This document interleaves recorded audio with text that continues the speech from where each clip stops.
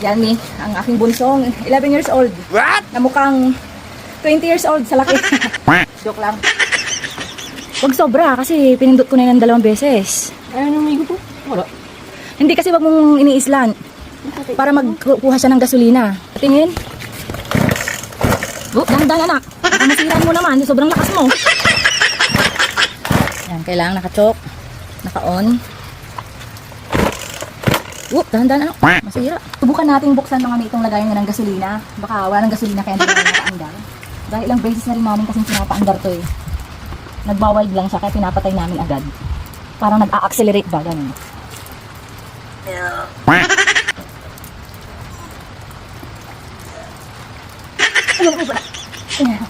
Yung anak ko kasi nag-lock dito. Ayan, si Bunso, naghahawak din. Masyado niya na. Nalock. Nasira pa oh. Putol. Yeah. Ayan. Mami oh. Oh, wala pong tubig. Gasolina. Walang gasolina. Oh. Yun, mami oh. Wala palang gasolina.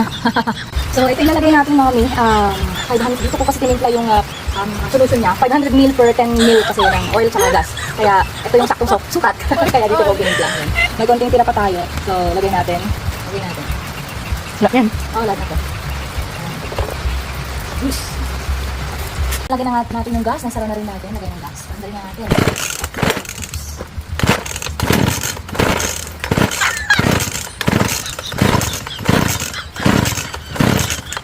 Gas na naman. Enough po yung chop. Oh my God. Chop ulit natin.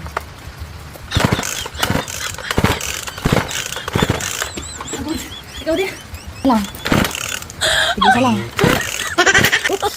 Oh my God. Dami.